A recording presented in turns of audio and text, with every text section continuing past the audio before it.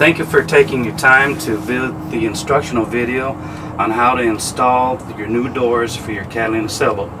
As you know, we sell right now only the Catalina sailboats that have the metal hatchboard retaining bars. We have sent you new bars with the hinges already machined onto the bars.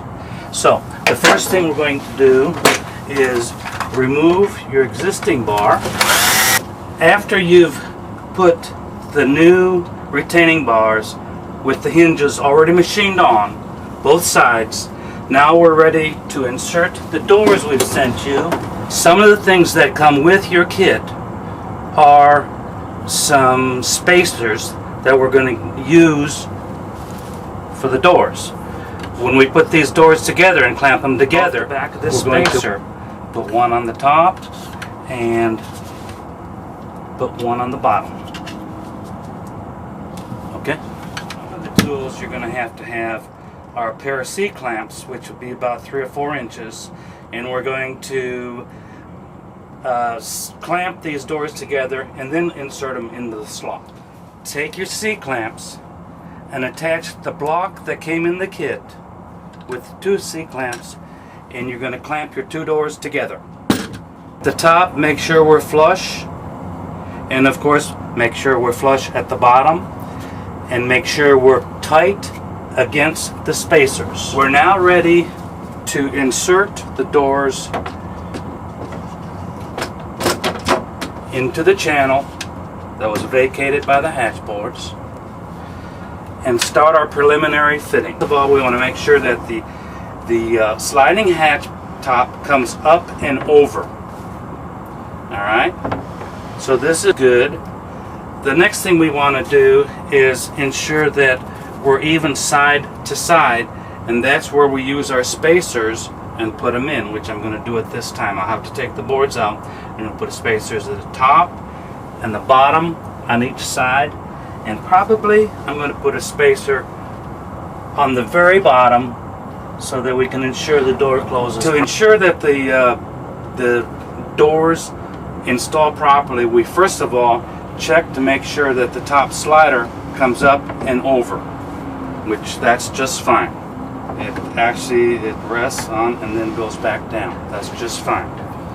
Next, we want to make sure that our bottom is okay. I am going to put a couple spacers on the bottom, and of course spacers on each side. So I'll do that at this time. Alright, on this particular boat with this set of doors, we have about the average, the normal amount of space we need. I'm going to use 2 spacers. Take your adhesive liner off, and I'm going to lift the door, push it to one side a little bit, and put that spacer in there, and that's just how we want it. Okay? I'm going to do the same thing on the other side, and I'm also going to lift this up and put a spacer on the bottom. Of course, I will have taken off the adhesive liner. Now, the door is firm in, and I'm ready to install the hinges. As you can see, we have these heavy-duty barrel hinges. It has about a 1/2 inch barrel that goes into the receptacle here, and on the back we're going to have a spacer of 1/8 of an inch. Okay, now it's time to install the hinges. The first thing you're going to do is put it on, and notice the hinges have quite a bit of play. We want to just make sure that they're held down, eliminate all play. Put this underneath, and then take your red pen and make 2 marks. While you're doing this, this door is supposed to be held out against the retainer. Once the marks are made, and use 2 people to do this, then we can drill our holes. In the kit, you're going to have 3/4 inch size 10 screws, and you need to drill a 1/2 inch. Use a 1/2 inch bit, and I'm using a 5/64 bit for the pilot hole. Notice I put a little piece of tape here because I don't want to go more than a 1/2 inch into the doors. The doors are 3/4 of an inch thick. There's one thing I want you to note on this, and that is after I put my spacers on the bottom, it made my top just a little too tall.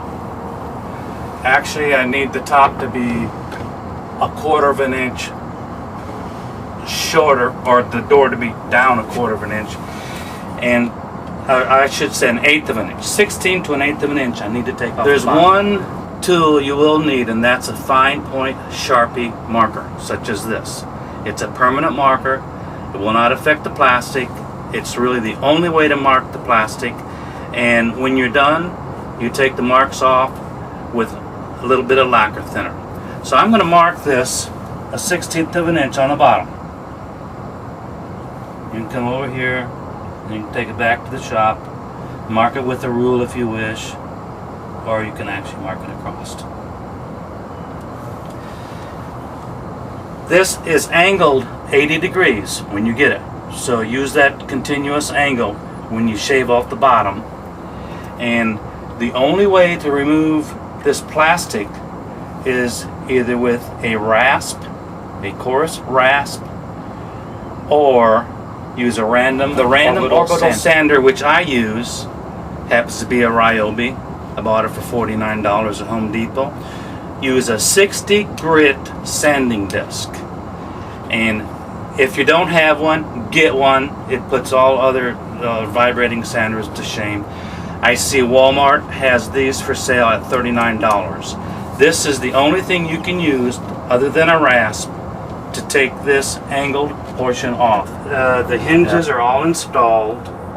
You put your doors on, make sure they work okay, and open and close okay. And also remove all of your spacers. Don't need those anymore. Close the door. That's it. Okay. Now, as you recall, when you saw these at the show or on the internet, to insert your plexiglass, your screen, or your privacy panel, all you do is pull this off and you insert it into your channel, and then you put your aluminum track back on. One of our more popular locks is this combination cam lock, which goes right through what we call the capture board. It's the capture board because it captures this board when it's closed. And so when this is on the other side,